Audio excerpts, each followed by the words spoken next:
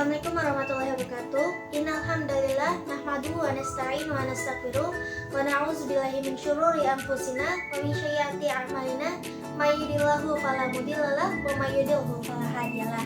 Asyhadu an la ilaha illallah wa asyhadu anna Muhammadan abduhu wa rasuluh. Amma ba'du. Yang terhormat kepada Bapak dosen pembimbing, Bapak dosen mata kuliah tafsir, yaitu Bapak Dedi Wahyudi, MPD, dan teman-teman yang saya cintai. Di sini saya akan menjelaskan materi mengenai metodologi penafsiran Al-Quran. Nah, di sini ada 3 pembahasan nih. Yang pertama yaitu tentang metodologi penafsiran Al-Quran. Yang kedua yaitu ada penafsiran berbasis tradisi dan akal. Dan yang ketiga yaitu ada prinsip-prinsip penafsiran Al-Quran. Nah, di sini saya akan menjelaskan yang pertama yaitu adalah metodologi penafsiran Al-Quran mengenai pengertian dan ruang lingkupnya. Dalam metodologi penafsiran Al-Quran ini merupakan suatu cara atau sistem ilmiah yang digunakan oleh para mufassir untuk memahami, menafsirkan, dan menjelaskan makna ayat-ayat Al-Quran. Nah, dalam sejarahnya, penafsiran Al-Quran berkembang seiring dengan dinamika keilmuan Islam sejak masa klasik hingga kontemporer. Para ulama telah mengembangkan berbagai metode tafsir untuk menjawab kebutuhan zaman.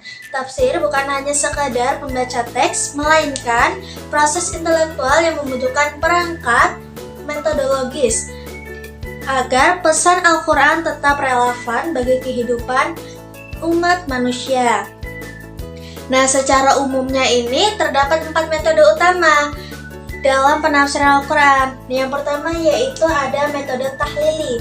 Metode tahlili ini itu menafsirkan ayat demi ayat. Nah, yang kedua yaitu ada metode ijmali. Metode ijmali ini itu menjelaskan makna ayat secara global dan ringkas tanpa pembahasan mendalam. Yang ketiga yaitu ada metode muqarron.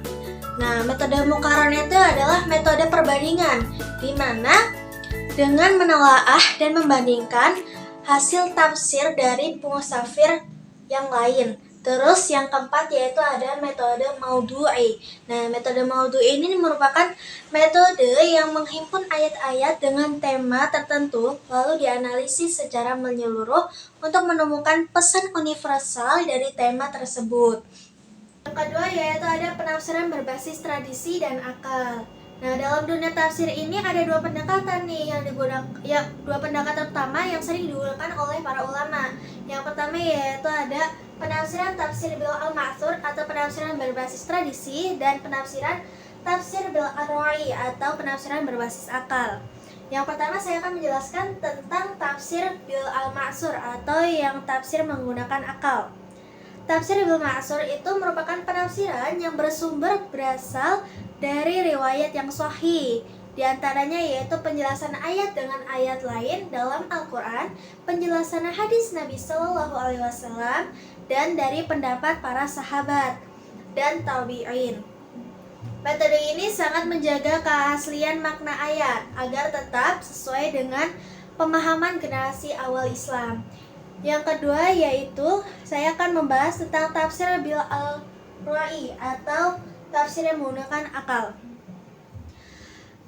Tafsir bil arwa'i ini adalah penafsiran yang dilakukan dengan menggunakan akal, pemikiran, dan ijtihad, namun tetap berpedoman pada aturan bahasa Arab dan prinsip syariat. Nah, metode ini tuh membuat tafsir menjadi lebih hidup dan relevan dengan keadaan zaman.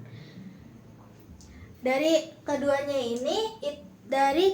yaitu dari tafsir bil al-ma'thur dan tafsir bil ruwa'i itu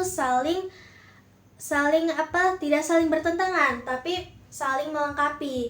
Kenapa? Kalau dari tafsir tradisi atau tafsir bil al-ma'thur ini itu untuk menjaga makna agar wahyunya tetap murni. Nah, sedangkan kalau dari tafsir bil al-ruwa'i ini itu untuk membantu memahami ayat sesuai dengan perkembangan zaman atau perkembangan masyarakat modern.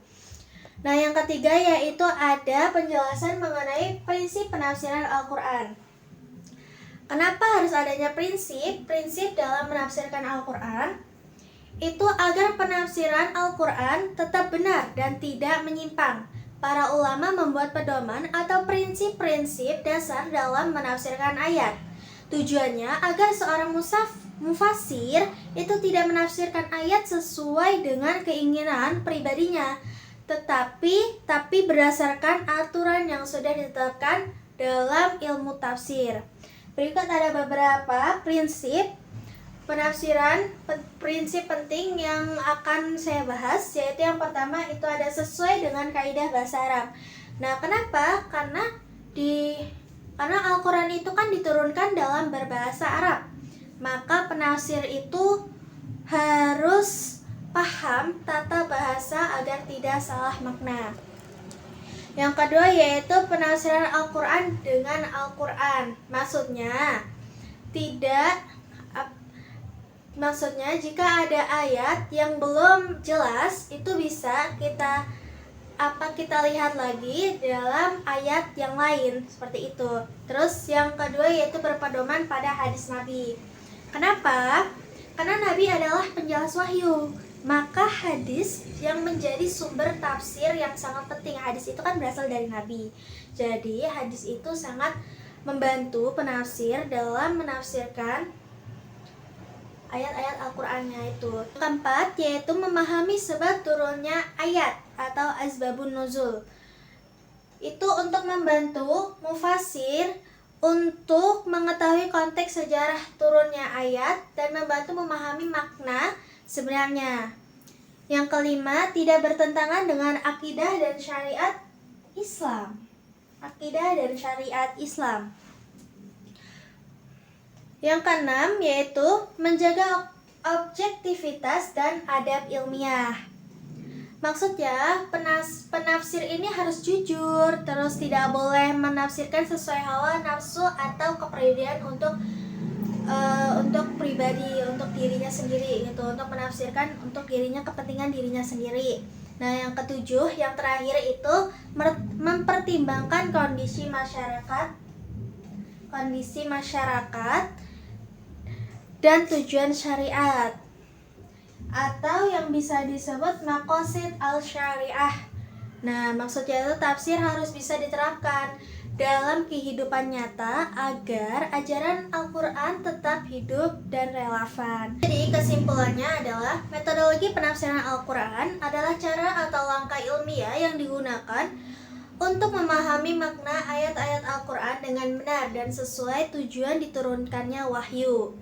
Nah, melalui metodologi ini, para mufasir itu berusaha menjelaskan isi Al-Quran agar bisa dipahami dan diterapkan dalam kehidupan manusia di berbagai zaman. Dalam prosesnya, itu dikenal dua pendekatan utama, yaitu pendekatan penafsiran yang berbasis tradisi atau tafsir bil al-ma'sur, dan yang berbasis akal atau tafsir bil ar-ra'i. Keduanya tidak saling bertentangan, melainkan saling melengkapi. Tradisi itu menjaga kemurnian makna, sedangkan yang akal itu membantu memahami pesan Al-Quran dalam konteks kehidupan modern. Nah, selain itu juga penafsiran Al-Quran itu harus berpegang pada prinsip-prinsip dasar. Prinsip-prinsip dasar tafsir, seperti memahami kaidah bahasa Arab, memperhatikan sebab turunnya ayat, menggunakan hadis sebagai penjelas wahyu, serta menjaga objektivitas dan keikhlasan dalam menafsirkan.